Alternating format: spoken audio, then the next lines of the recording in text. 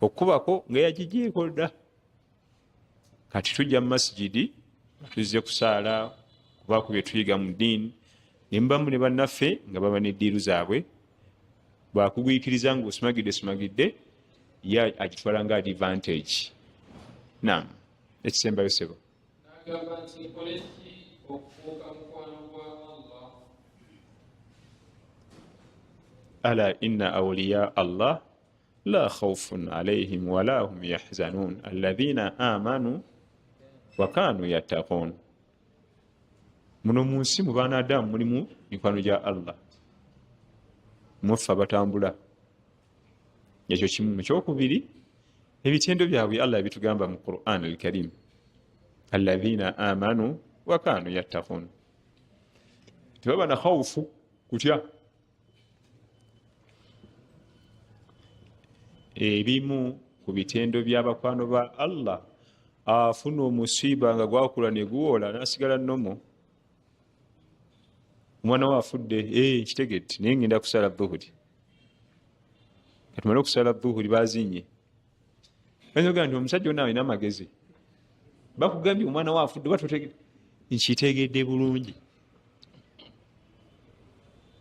Ba awliyaullah bamugamba nti edduuka lyonna biliyoni zo 2 kati muyonga vu liide mulyo gulukubye.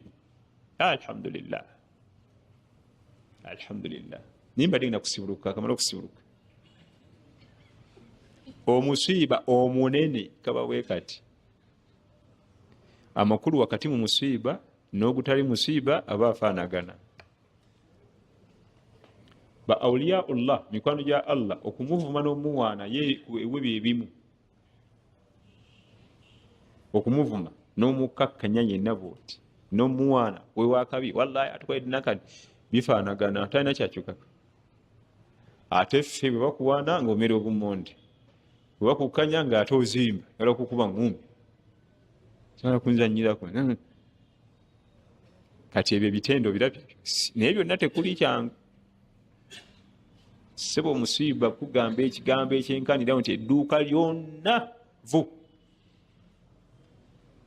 Abala pressure eba yamukasuse dda kutaka, bawujja mu wujje.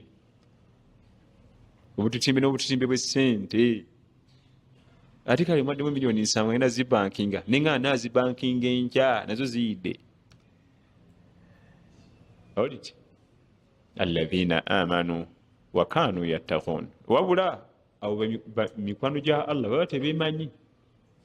Era waddira onaga nti nze bannange ndi mukwano gwa ndi waliyullah, ng'omanya feeke. Tesobola kwemanya era tebikwata nako ggwe, kubanga ebyo biwaka Allah yabimanyi, so si ggwe oba ffe.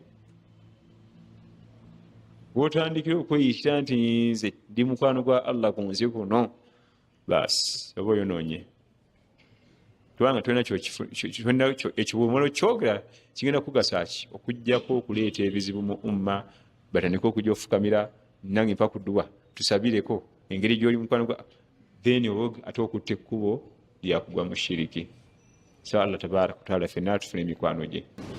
Barakallahu fiikum wa jazakumullahu khair. Wassalamu alaikum wa rahmatullahi wa barakatuh.